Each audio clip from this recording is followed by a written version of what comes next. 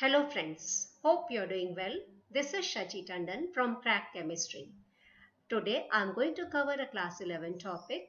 The name of the topic is filling of orbitals in atoms. Children, before starting the topic, I request you to please subscribe my channel, share this video with your friends and like this video. So today I'm going to cover a class 11 topic. I already told you. So we will see what we are going to discuss in this topic. So we will see filling of orbitals in an atoms. Children, filling of orbitals in an atoms is governed by certain principles which are Opper principle, then Pauli's exclusion principle. It also depends on Hund's rules of maximum multiplicity. Then, side by side, while explaining these principles, we will give suitable examples for understanding these principles. After that, we will discuss about electronic configuration of few elements.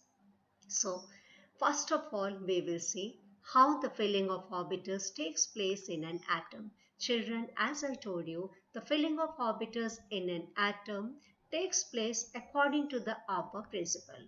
And upper principle is based on the Pauli's exclusion principle, the Hertz rule of maximum multiplicity, and the relative energies of orbitals. So children, relative energies of orbitals depends on effective nuclear charge, which I have explained in a very detail in my previous videos. The name of the video was Energies of the Orbitals. Then, so first of all, I am going to discuss about the Opper principle. Children, the word Opper is a German word. The meaning of Opper is building up. So what is the meaning of building up with reference to atoms? So how we build up an atom? So building up of orbitals. Here we mean that building up of orbitals. So orbitals are built up by means of electrons. So the building up of orbital means the filling up of orbitals with electrons. This principle states that in the ground state of the atoms, the orbitals are filled in order of their increasing energies. So, according to this principle, if electrons are going to be filled in the orbital of an atom, the electrons first of all will occupy the lowest orbital, and once the lowest energy levels are filled, the lowest energy orbitals are filled, then only the electrons will go to the higher energy orbital. So, according to this principles, electron first occupied the lowest energy orbitals which are available to them, and then it will enter into the higher energy orbitals only after the lower energy orbitals are filled. So, energy of a given orbital depends upon effective nuclear charge, and as you already know, the effective nuclear charge decides the uh, energy of the orbitals, and different types of orbitals are affected to different extent. As I already told you, this topic I have explained in very detail in my previous video, energy of orbitals. Now, as there is no single ordering of energies of orbitals, as just now I told you that energies of the orbitals depends on effective nuclear charge, and different orbitals are affected to different extent. So we cannot say that there is a single order of energies of orbitals. So there is no single ordering of energy of orbitals which will universally correct for all the atoms, but the following order of energies of orbitals is extremely useful. What is this order? Let me explain here. First of all, 1s orbital has the lowest energy. After that, this order, we are arranging the orbitals in the increasing order of energy. After 1s, we have 2s, 2p. Then we have 3s, 3p. After 3p, we have 4s, 3d, 4p. Then we have 5s, 4d, 5p. 6s, 4f, 5d, 6p, then 7s, 5f, 67p. So if when I was reading the sequence, you may find this order difficult. You may think how to remember such a large order. So children, this order may be remembered easily by using the method which I am showing you on the next slide. So what you will see, look at the diagram. Here, look at the direction of the arrow from the top. So you can see the in the top that we are starting from the 1s. So the 1s orbital has the lowest energy, has the least energy. After 1s, if you look at the arrow, you have 2s. So after 1s, the electron will go to 2s. After 2s, you can see we have 2p. So 1s, 2s, 2p. After that, what we have? We have after 2p, we have the 3p. So I'm writing here 3p. After 3p, what we have? 3p, we have 4s. 4s. Then look at the diagram, please. After 4s, we have 3d.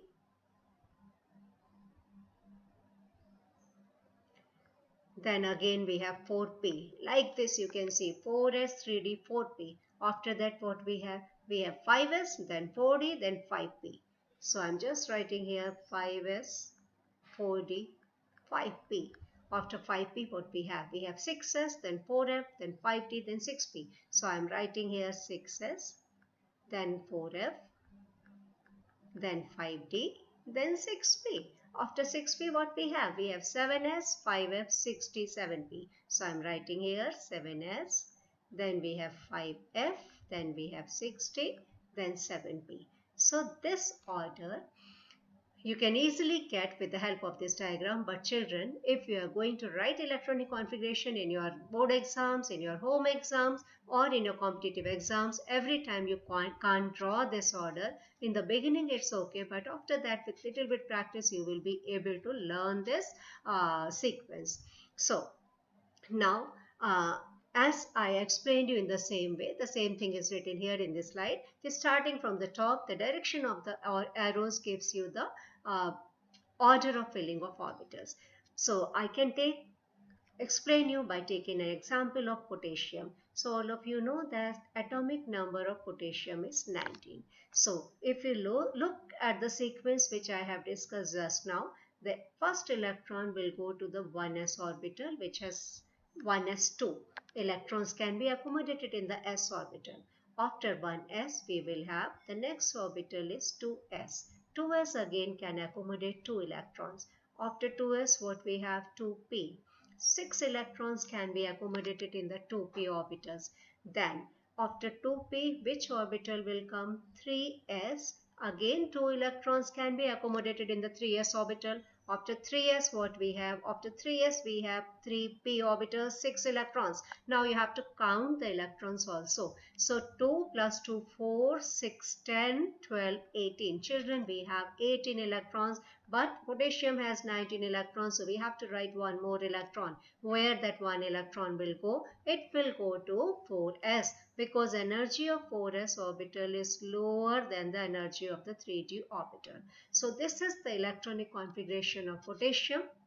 Here you can say that, children, I want to tell you one easier way also for writing the electronic configuration, because with the element having lower atomic number, this way is quite okay. But if you are going to write the electronic configuration of elements having higher atomic number, like 92 atomic number, 112 atomic number, so this is a time consuming process. So how can you save? How you can save your time?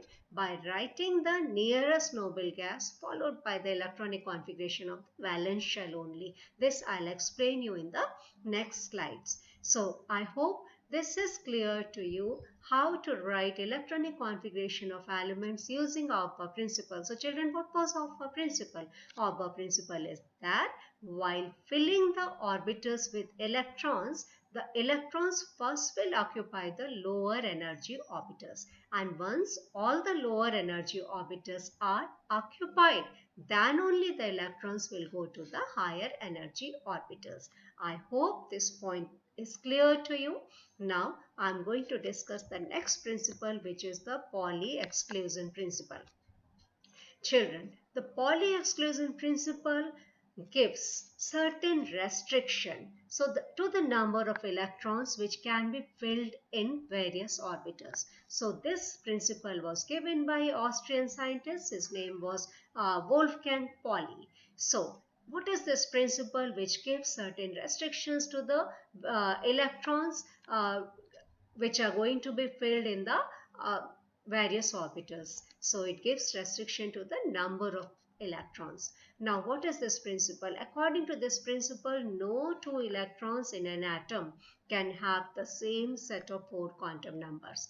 It means that in any atom, two electrons can never have same set of 4 quantum numbers equal. They can have the same set of 3 quantum numbers. The fourth quantum number must be different. So this principle can be explained in another way. Only two electrons may exist in the same orbital, and these electrons must have the opposite spin. So I am going to explain you this principle to you by taking suitable example. So what is this principle? No two electrons in an atom can have the same set of 4 quantum numbers. The two electrons can have same set of 3 quantum numbers, but the fourth one must be different. How this I am going to explain you. So for example, let us take the case of lithium atom. Children, lithium is having atomic number 3. Now you can write the electronic configuration of lithium 1s2 and 2s1. So children, I am talking about these two electrons which are present in the 1s orbital. I am just encircling it. So for first electron, first I am writing about for first electron, what will be the value of n? N represents the main shell in which electron is present. So for first electron, I can write here like this, n is equal to 1, means principal quantum number is 1, which represents the main shell in which electron is present. Then if n is equal to 1, so L, what is the value of L? L will also have one value which is written as 0. So 0 represents the S subshell. So n is 1, L is 0, the third quantum number is ML. If L is 0, ML will also be 0. So ML represents value will be 0. So ML represents number of orbitals. So it represents that 1s subshell has only one orbital. So all the quantum numbers I have explained in very detail in my previous videos. The name of the video was quantum numbers. So we can see that for first electron, n is equal to 1, L is equal to 0, ML is equal to 0, and MS we can write as plus half or spin up, arrow in the upward direction. Now I want to write about the second electron. So I am using a different color pen. So for second electron, and you can see the second electron where it is present. The second electron is also present in the first shell. So n will be equal to 1 for second electron also. Then L will also be equal to 0 because value of L are always started from 0. So ML will also be equal to 0 and MS will be equal to minus half. So children, you have seen here that in this case, for the two electrons which were present in the 1s orbital, they had all the 3 quantum numbers identical, but where they were having the different values for the spin quantum number. I hope this is clear to you. Now I want to tell you further that the restriction imposed by Pauli's exclusion principle on the number of electrons in an orbital helps in calculating the capacity of electrons to be present in any subshell. So, as you know that 1s subshell consists of only one orbital. So, how many electrons can be accommodated in the 1s subshell? Naturally 2, because an orbital can accommodate 2 electrons. So therefore, 1s subshell can accommodate only 2 electrons. Similarly, a p subshell which consists of 3 orbitals can accommodate 6 electrons. Okay. Similarly, we can see that a d subshell which has 5 orbitals can accommodate 10 electrons. So I hope this is clear to you. With the help of Pauli's exclusion principle, we can calculate the maximum number of electrons which can be accommodated in a shell. So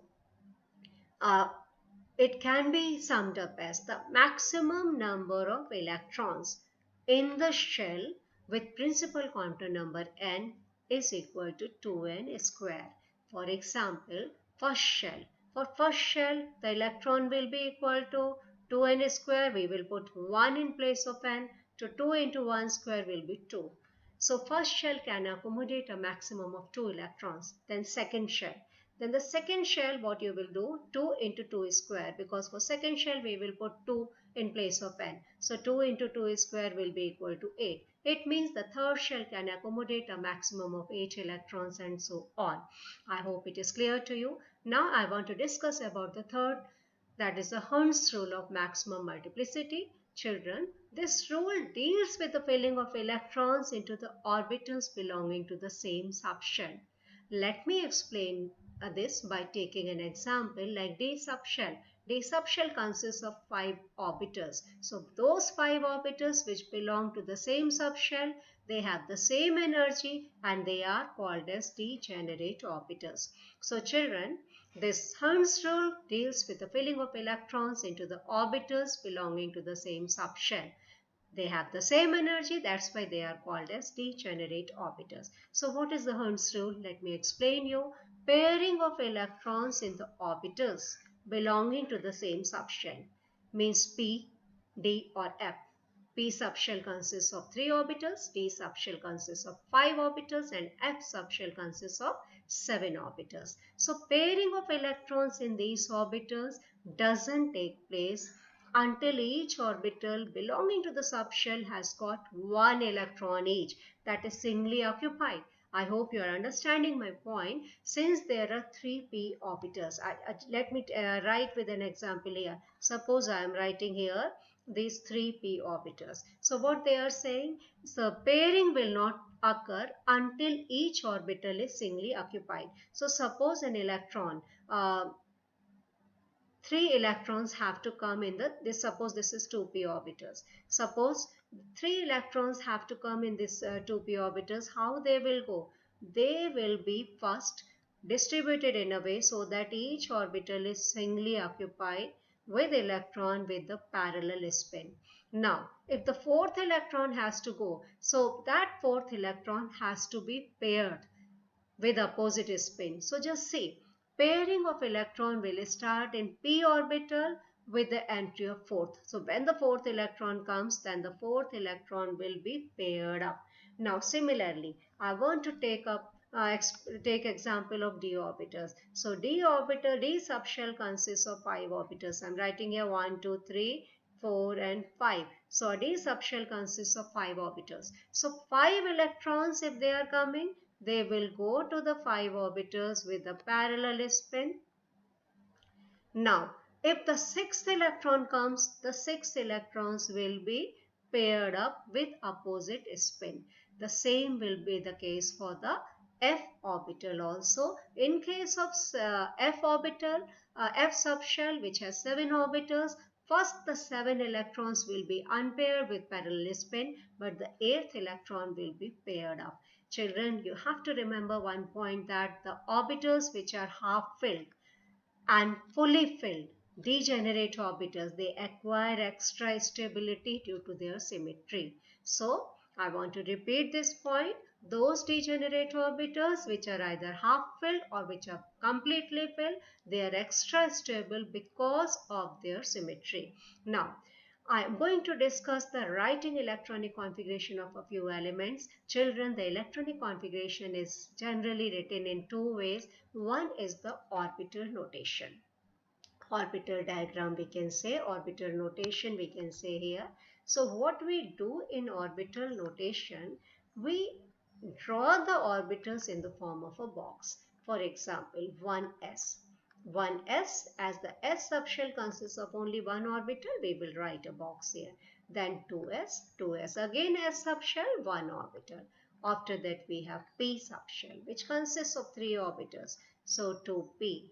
After 2p what we have? After 2p we have 3 subshell with 1. Then after 3s again we have 3p with 3p subshell consists of 3 orbitals. So this is the orbital notation. How we will fill the electrons. Suppose you have to write the electronic configuration of hydrogen whose atomic number is 1. It has only 1 electron. So for hydrogen you will write the electronic configuration. How? You will write only 1s. You will write only one box which represent 1s with 1 electron. Okay. Then if you have to write, suppose for helium, helium consists of 2 electrons, and you know that these 2 electrons will go to the 1s orbital. The electron will be paired up like this. Similarly, but there is no need to write the orbitals which don't have electron. Empty orbitals, there is no need to write. Suppose you are talking about lithium. Atomic number of lithium is 3. What you will do? The third electron, where it will go? The third electron will go to the 2s orbital with, it will be singly occupied. In case of lithium, now beryllium, what will happen? Beryllium, one more electron. It will paired up with a positive spin because beryllium atomic number is 4. Boron, I'm talking about 5 electrons. Where this fifth electron will go to the 2p subshell, 2p orbital it will go. So I hope this is clear to you. And second way of configuration, writing the electronic configuration, is the SPDF configuration. What we will do, we will write different SPDF orbitals on the basis of increasing energy as decided by Auber principle. Then we will fill electrons in them one by one. So let me take some examples here. First of all, I am starting from the first element, that is hydrogen. So children, atomic number of hydrogen is 1. Where this 1 electron will go? It's quite natural. It will go to the lowest energy orbital, that is 1s. So 1s1. This is the electronic configuration of hydrogen. So after hydrogen, children, which element is there? After hydrogen, the next element is helium. So helium has atomic number 2. So what will be the electronic configuration of helium? Helium you can write here. I'm just writing here. Helium's atomic number is 2. So atomic number of helium is 2. What you will do? You can write 1s2. Now the next element is lithium. Lithium's atomic number is 3. How the electrons will be filled? 1s2, then you have 2s1. I hope it is clear to you. Then after lithium we have beryllium. Beryllium has the atomic number 4. How you will write? 1s2. After 1s2 you will write 2s2. So children, I hope you are understanding this, but there are few exceptions which I want to mention here. So before that, I just want to write the electronic configuration of calcium. Children, atomic number of calcium is 20. So how to write the electronic configuration of calcium? We will start from 1s, 1s2, then 2s2, then we have 2p6, then we have 3p6. So till 3p6, 1s2, 2s2, 2p6, but I have not written here 3s here. After 2p, which orbital will come? After 2p, first will come 3s, then we will write the 3p. So I have to write here which orbital I missed here, 3s. So 3s2, then I'll write 3p6. So 1s2, 2s2, 2p6, 3s2, 3p6. How many electrons are here? We have 18 electrons if you count 4, 6, 10, 12, 18. Now after 3p, where the electron will go, children? According to Auber principle, you have seen that after 3p, electron will go to the 4s orbital because the energy of 4s orbital is lesser than the energy of 3d orbital. So the 2 electrons will go to the 4s. I hope you are understanding this point. Now, I have few more examples here. Suppose I want to write the atomic number of 22. So this 22 atomic number is of titanium. I'm writing here what you will do after 4s, then which orbital will come? 3d will come. So remaining thing will remain as it is. but we will write. So you can see, children, if you count, these electrons are 18 electrons. So there is a very simple way of writing the electronic configuration, because this is a time consuming process. Instead of writing 18 electrons, you can write the nearest noble gas. You'll write that noble gas whose atomic number is lesser than 22. So argon, you know, atomic number of argon is 18. Atomic number of argon. It means if you are writing argon, there is no need to write these inner electrons. Then after argon, always remember the electron goes to 4s. So I am writing here 4s. How many electrons will be there in 4s? 2. So now we have 20 electrons, and after 4s, where the electron will go? 3d. So 3d 2. So I hope it is clear to you, because when you are writing your board exam, your competitive exams, or your home exam, time matters a lot for you. If you are wasting your time in writing 1s, 2s, 2p, 3s, 3p, so instead of that, you can write the electronic configuration smartly by writing the electronic configuration of a noble gas. Don't write the electronic configuration of a noble gas. Simply write the name of the nearest noble gas, followed by the next shell, next valence shell, where the electron has to be filled. And always remember, while choosing the noble gas, you will choose that noble gas whose atomic number is lesser than the atomic number of the given element. Now, I want to write few more examples here. Children, I am taking the example of next element, that is copper. So copper atomic number is 29. Its electronic configuration, if you write in terms of SPDF, what we can do here? We can write the nearest noble gas here. Again, it is argon. And always remember that after argon, where electron will go? 4s. So what I am writing here, argon means 18 electrons I have written. And if you want, you can write 1s2, 2s2, 2p6, 3s2, 3p6. After that, the electron will go to 4s. How many electrons will go to 4s, children? You know that 4s can accommodate a maximum of 2 electrons. So I am writing here 4s. So children, 4s, as I told you just now, we can write 2 electrons in the 4s. So this is 4s. After 4s, the electrons will go to 3d. So till 4s, 20 electrons we have filled. The remaining 9 electrons will go to the 3d. And now I want to mention a very important point here. So I'll use a different colored pen so that it will become prominent to you. Children, I mentioned a point that orbitals which are completely filled or half filled are extra stable. So if one electron from 4s is shifted to 3d. So what will happen? The 4s will become half filled 4s1, and 3d will become completely filled 3d10. So this is the exceptional electronic configuration of copper. Children, few elements have exceptional electronic configuration. So the exceptional electronic configuration you will find only when you see that if the shifting of electrons give either full filled or half filled. So if one electron from 4s comes here, 3d becomes 10. So this is the exceptional configuration. Now we can take few more examples, like chromium. I am going to write here. Atomic number of chromium is 24. So again we can choose the same inert gas, argon. Always remember, electronic in the atomic number of argon is 18. It's your wish. If you want to write 1s2, 2s2, 2p6, 3s2, 3p6, you can write that total count will be 18 electrons, or simply you can write here argon. So after argon, where the electron will go? After argon, till argon I am just writing here. For your understanding, I am writing 18.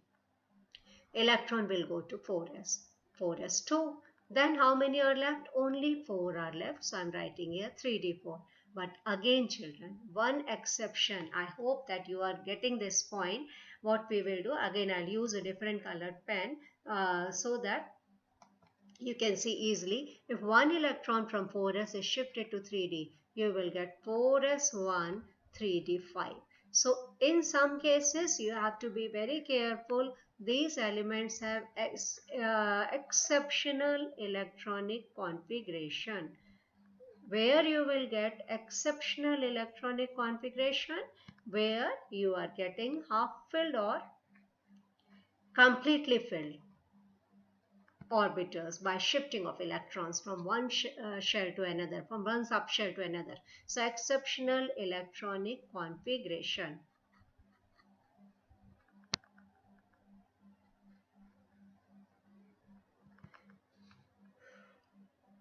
Now, I want to tell you, I was talking about the simple way of writing electronic configuration followed by a noble gas configuration. Children, what you will do? These, you have to learn the names of noble gases along with their atomic number. So helium's atomic number is 2. And after helium, which shell will be filled? That is 2s. After helium, the next noble gas is neon, 10. And the shell which is going to be filled is 3s. After neon, we have argon, argon 18. The shell which is going to be filled is 4s. Then after argon, what we have? We have helium, neon, argon. Then we have krypton. Krypton atomic number is 36. The next shell which is going to be filled is 5s. Then after krypton, we have xenon. Xenon is 54. Next shell which is going to be filled is 6s. After xenon, we have radon. 86. Radon is Rn. And the next shell which is going to be filled is 7s, children. This is S. Let me correct it. Radon atomic number is 86 and the shell which is going to be filled is 7s. So what you have to do, suppose you have to write the atomic number of any element. Suppose I am giving an example here, 30Zn. You have to write the electronic configuration of zinc whose atomic number is 30. Which inert gas you will choose? You will choose that inert gas whose atomic number is lesser than 30. So again, which gas you are going to choose here? You are going to choose here argon. Argon you will write here, and after argon, which shall be filled? After argon means 18 electrons you have written. After argon you will write 4s2, and after 4s2, which shell will be filled? 3d. So till 4s2, how many electrons are done? 20 electrons. You have to write 3. You have to write 10 more electrons. So 10 more electrons you will write in the 3d orbital. I hope it is clear to you. So I am writing here 4s2. 3d10. Still, if you have doubt, please post your doubts in the comments box. I'm definitely going to clarify all the doubts at earliest. So these are the points which I told you. I hope all these points are clear to you. So whatever we have discussed today, I'm just going to repeat those points. First of all, we have seen filling of orbitals in atoms. After that, we have studied about the Opper principle. Then we have studied about the Pauli's exclusion principle. After that, Hund's rule of maximum multiplicity, and all these principles we have explained with suitable examples. And after that, we have discussed the electronic configuration of a few elements. So children, thank you so much for watching this video. Don't forget to subscribe my channel and don't forget to watch this video. Please share this video with your friends and please see my next video also. Thank you so much. Have a nice day.